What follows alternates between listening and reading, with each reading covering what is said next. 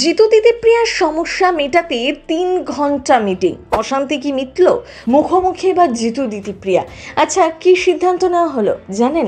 এভাবে আর কতদিন বন্ধ হয়ে যাবে কি চিরদিনই তুমি যে আমার?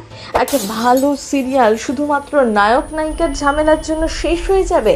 এটা যেন মেনেই নিতে পারছেন না দর্শকরা। এমনটা কেন হলো?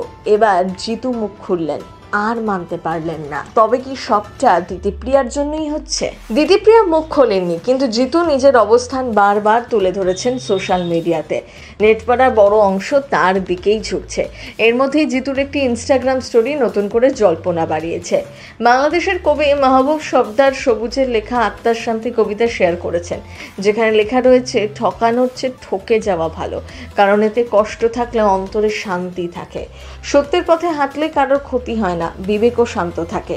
এই লাইনগুলো দেখে অনেকেই ভাবছেন, জিতু কি পরোক্ষ কোনো বার্তা দিতে চাইছেন দিদিপ্রিয়াকে?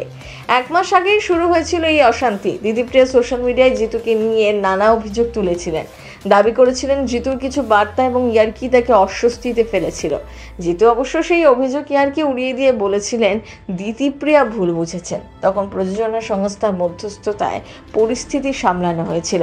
কিন্তু সম্প্রতি আবারও মাথাচাড়া দিয়েছে ঝামেলা। শোনা যাচ্ছে দিদিপ্রিয়া নিয়মিত দেরি করে সেটা পৌঁছচ্ছেন।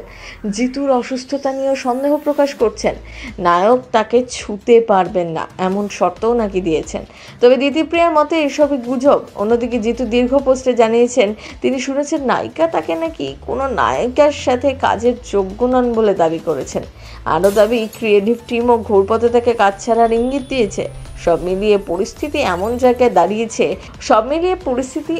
জায়গায় দাঁড়িয়েছে যে দর্শকদের মধ্যে প্রশ্ন উঠছে, টিআরপি টপ করলেও কি তবে বন্ধ হতে চলেছে ধারাবাহিকটি? যদিও চূড়ান্ত সিদ্ধান্ত এখনো জানা যায়নি, তবে গন্ডগোল থামছে না বলেই উদ্বেগ যেন বাড়ছে টেলিপাড়ায়। দিদিপ্রিয়া এই বক্তব্যটি যদিও নিজের মুখে স্বীকার করেননি, কিন্তু খবরটি চাউর হয়ে যেতে এই সকল অভিনেত্রীকে সিরিয়াল থেকে সরিয়ে দেওয়ারও দাবি জানান।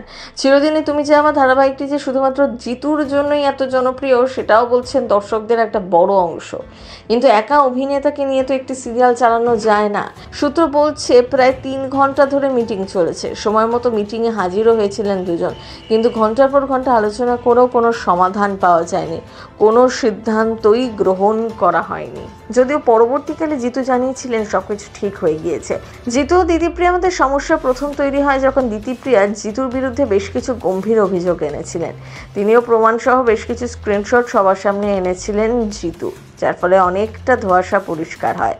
পরবর্তীকালে জিতু জানিয়েছিলেন সবকিছু ঠিক হয়ে গিয়েছে, ভুল বোঝাবুঝি যা ছিল তা মিটেও গিয়েছে, আবার একসাথে কাজ করছেন তারা। কিন্তু জিতুর হাসপাতালে ভর্তি হওয়ার পর থেকে আবার যেন তৈরি হলো সমস্যা। স্বাভাবিকভাবে এই বক্তব্য জিতুর কাছে ভীষণ অপমানের, অসম্মানের। সিনে চক্কর ব্যুরো।